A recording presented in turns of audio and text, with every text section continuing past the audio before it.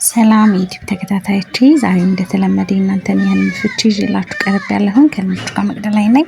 እንድትከታተሉን ጋብዛችኋለሁ። ህልሞቻችሁ እንዲፈታ የምትፈልጉትን ኮሜንት ሴክሽን ስር ማስቀመጥ እንዳረሱ፣ ለዚህ ቤት አዲስ የሆናችሁ ሰብስክራይብ በማድረግ ቤተሰብ ሁኑ። ላይክ ሼር ማድረግ እንዳረሱ፣ የደውል ምልክቷን መጫን እንዳረሱ፣ አዳዲስ ሲወጣ እንዲደርሳችሁ ማለት ነው። ቪዲዮዎች ሲረዝምባችሁ በማፍጠኛ ያዋቸው 3 ቪዲዮ ምናልባት አይታችሁ ካልተፈታ ምናልባት ማለት ነው። ያው ግን 3 ቪዲዮ ውስጥ ይኖራል ብዬ ነው የማስበው። ካጣችሁ ግን አልተፈታም ካላችሁኝ ስር ህልማችሁን ኮፒ አድርጋችሁ ፔስት አድርጉ። አሁን ወደ እናንተ ህልም ፍቺ ወስዳችኋለሁ። አቢኒ ሰላም መቅዲ፣ በመጀመሪያ አንድ ህልም ነግሬሽ ነበረ ግን ዝም አልሽኝ። በጌታ ፍችልኝ። አሁን አንድ ህልም አለኝ። አጎቴ እኔን ካልሲ ስጠኝ ብሎ ወሰደ። ምን ማለት ነው? ባክሽ መልሽልኝ። እሺ፣ ያው ካልሲ የውስጥ ማንነትን ነው። ስለዚህ ካንተ የሆነ ያንተን ማወቅ የሚፈልገው ነገር እንዳለ ነው የሚያመላክተው። የውስጥ ማንነትን ነው የሚያመላክተው ካልሲ። ሚኪ ሰላም መቅዲ፣ ይሄ ህልም ፍችልኝ ይመስለኛል። ከሰዎች ጋር ሆኜ ውሃ ላይ ሳፈስ ከኋላ የሆነ ወንድ ብዙ ውሃ አፈሰሰብኝ። ከዛ በረደሽ እንዴ ብሎ አቀፈኝ። አመሰግናለሁ መቅዲም። እሺ፣ ውሃ ያው እህል ውሃ ነው። ማቀፍ ደግሞ ከጎንሽ ያው የሚሆን ሰው እንደሚኖር ነው የሚያመላክትሽ። የምታውቂው ሰው ከሆነ ያ ሰው፣ የማታውቂውም ከሆነ የሆነ ከጎንሽ መሆን የሚፈልግ ሰው እንዳለ እህል ውሃም እንዳላችሁ የሚያመላክትሽ ነው። አይዲኬ ሰላም መቅዲ፣ እባክሽ ህልሜን ፍችልኝ። 3 ጊዜ ጽፌልሽ አልፈታሽልኝም። ህልሙ ያየችው እህቴ ናት። ሽቶና በጣም የሚያማምር የሚያንጸባርቅ አዲስ ስልክ በሚያምር ስጦታ ዕቃ ጎረቤት ልጅ ገዝታ ስጣት ተብሎ ሲሰጠኝ አየሁ። ምን ይሆን መቅዲ? ይሄ ህልም የተፈታ ይመስለኛል። ሽቶ ምስጋና፣ ክብርን፣ ካሳን የሚያመላክት ነው። በጣም ቆንጆ ነው። ስልክ ደግሞ ያው ጸሎት ቆንጆ ነው። ኤልያስ ሰላም መቅዲ፣ መጽሐፍ ስጦታ ሲሰጠኝ ማለት ምንድን ነው? ስጦታ ሲሰጥ ቆንጆ ነው፣ የምታገኙ ነገር እንዳለ ነው። መጽሐፍ ምን አይነት መጽሐፍ ነው? ውስጡ ያለው የተጻፈ ነገር የሚነበብ ነገር ከሆነ መልእክት ነው ያ ነገር ማለት ነው። ካስታወስሽ ፍቅር ሰላም መቅዲ፣ እባክሽን ህልም ፍችልኝ። ሽንት ቤት ውስጥ ሆኜ ሽንት ቤቱ እያጸዳ አከራያችን በር ላይ ቆመው ልጃቸው ደግሞ ወደ ውስጥ ገብታ መዘፍዘፊያ ይዛ ይመስለኛል። እዚህ ነው የማጥበው ትለኛለች። ከዛ እኔ እያጠብኩ ነው ውጭ እላታለሁ። ከዛ ሽንት ቤት ሲንኩ ስር በፌስታል የተጠቀለለ ደም ነገር አየው። ከዛ አሁን ደግሞ በዚህ ከነሱ ጋር ልጣላ ነው እንደ እያልኩኝ ነቃ። እባክሽ ፍችልኝ መቅዲ። ችግር የለም። ሽንት ቤትን ማየት የሆነ ማስተካከል ያለብሽ ነገር ከህይወትሽ እንዳለ የሚያመላክትሽ ነው። ሽንት ቤቱ ማለት ነው። እና ደም ግን ብር ማግኘትን፣ ሲሳይ ማግኘትን ያመላክታል። ደግሞ ስታጸጂ ማየትሽ የሆነ ከአንቺ ህይወት ላይ ማስተካከል ያለብሽ ነገር እንዳለ የሚያመላክትሽ ነው። ያው ያንን ነው የሚያመላክትሽ። ደግሞ ከሆነ ብር ማግኘትን፣ ሲሳይ ማግኘትን ያመላክታል። ቆንጆ ነው።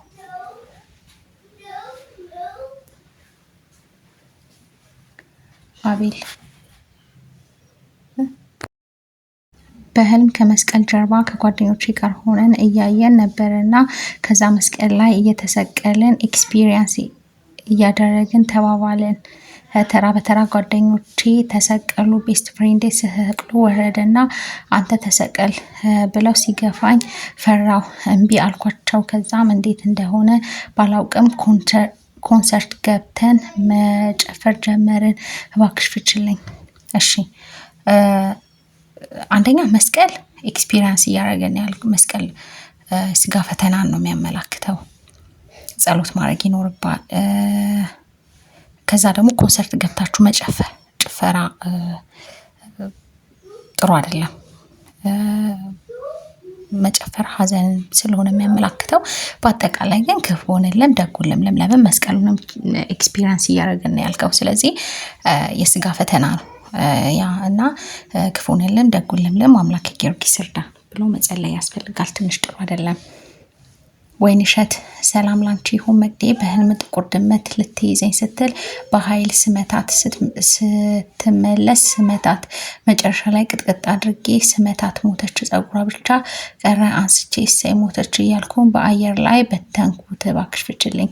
እሺ ጥቁር ድመት ድግምት መተትን ነው የምታመላክተው። በጣም ቆንጆ ነው መግደልሽ፣ ድል ማድረግን ነው የሚያመላክተሽ። በጣም ቆንጆ ነው። ጸሎት አድርጊ በደንብ። በጣም ቆንጆ ነው። በየነ በህልም ሆኜ ልጅ የማር ወለላ ሰውነቴ ሙሉ በሙሉ ቀብታኝ ከሰውነቴ ሳልታጠብ ነቃው። የህልሙን ፍቺ ምንድን ነው? እሺ ማር የምኞት መሳካት ነው። በጣም ቆንጆ ነው። የምኞት መሳካትን ያመላክታል።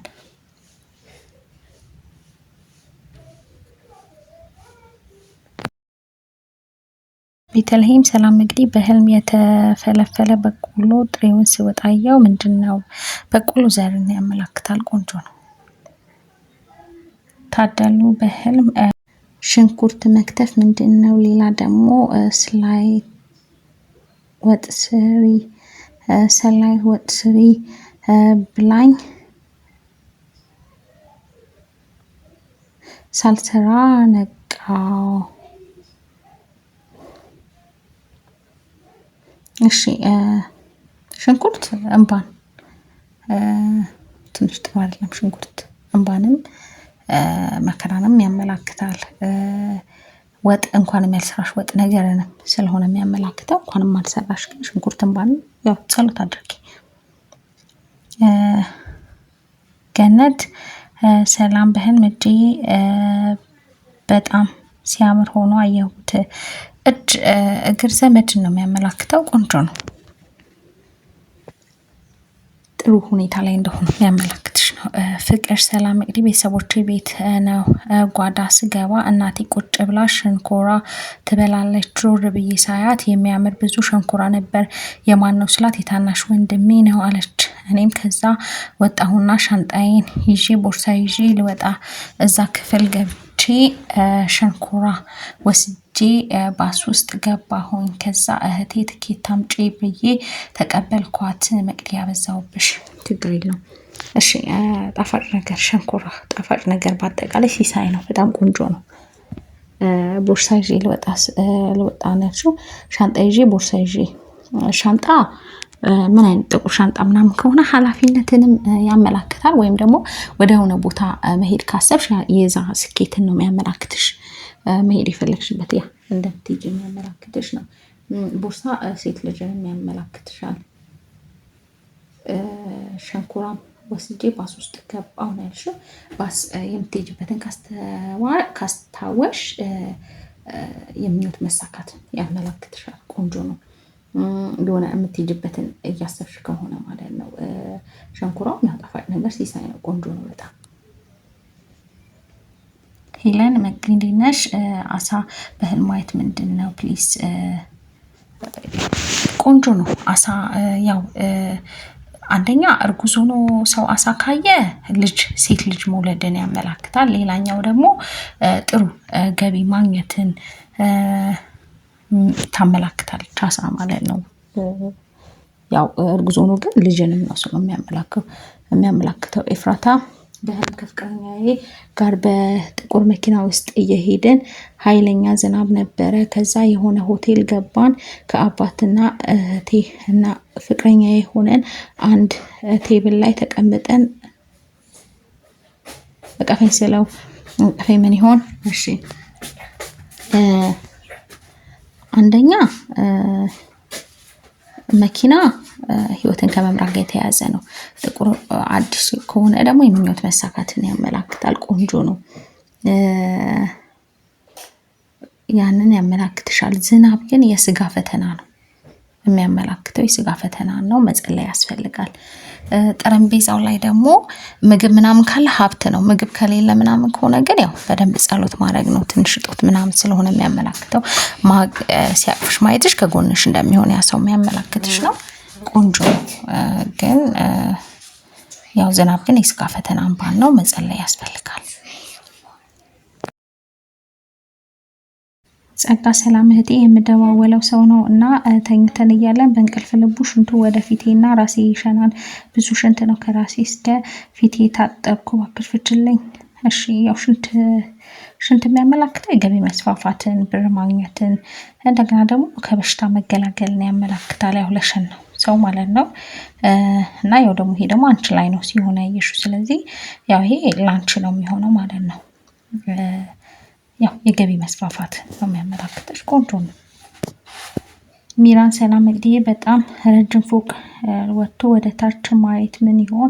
ብዙ እንቁላል በባስኬት መያዝ፣ ብዙ ጊዜ ሰማያዊ ብርድ ልብስ በእጅ ይዤ አያለሁ። ሌላ መጋረጃ አጠገብ የተቀመጠ ሰው ማውራት፣ ሶፋ ላይ መቀመጥ። ምንድን ነው መቅዲዬ? እኔ ሁሌ ነው የምከታተልሽ፣ ፈጣሪ ጸጋውን ያብዛልሽ። ደግሞ አሰራዬ ብሎክ አድርጎኝ አገር ገብቼ ስናደድ አየው፣ ያሰብኩት ሳላሳካ ተመለስኩ እያልኩኝ ስናደድ መቅዲ፣ ይቅርታ በዛው አብዝቼብሻለሁ።